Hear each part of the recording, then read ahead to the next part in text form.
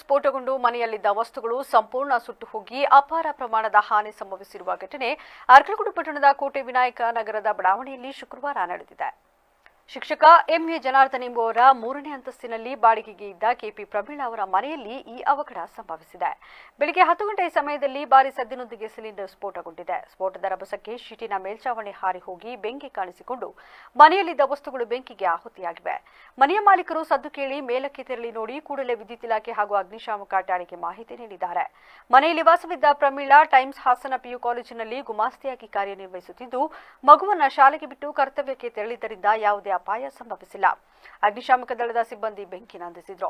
ಮನೆಯಲ್ಲಿದ್ದ ಆಹಾರ ಪದಾರ್ಥ ಸೇರಿದಂತೆ ಎಲ್ಲಾ ವಸ್ತುಗಳು ಸಂಪೂರ್ಣವಾಗಿ ಸುಟ್ಟು ಕರಕಲಾಗಿದ್ದು 10 ಲಕ್ಷದಷ್ಟು ಹಾನಿ ಸಂಭವಿಸಿದೆ. ಪಟ್ಟಣ ಪೊಲೀಸರು ಸ್ಥಳಕ್ಕೆ ಭೇಟಿ ನೀಡಿ ಪರಿಶೀಲಿಸಿದ್ರು. ನನ್ನ ಹೆಸರು ಎಂಇ ಜನಾರ್ದನ್ ಅಂತ. ಇಲ್ಲಿ ಏನಾಯಿತು ಅಂತಂದ್ರೆ, ಬೆಳಿಗ್ಗೆ 10 ಗಂಟೆ 10 ನಿಮಿಷಕ್ಕೆ ಸರಿಯಾಗಿ ಒಂದು ರೀತಿಯ ಮೇಲ್ಗಡೆ ಮನೆಯಲ್ಲಿ ಸೌಂಡ್ ಬಂದಾಗಾಯ್ತು. ಆ ಸೌಂಡ್ ಏನಾಯ್ತು ಅಂತ ಅಂದ್ಬಿಟ್ಟು ಮತ್ತೆ ನಾವು ಒಂದ್ಸರಿ ಸೌಂಡ್ ಬಂತು, ಯಾವುದೇ ರೀತಿ ನಾವು ಅಬ್ಸರ್ವ್ ಮಾಡಲಿಲ್ಲ.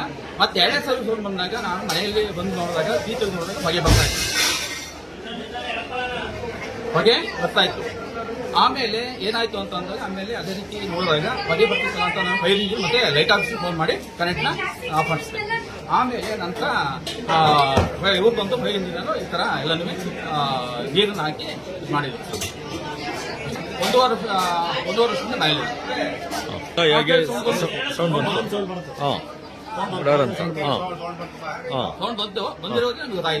ಗೊತ್ತಾಗಿದ್ದು.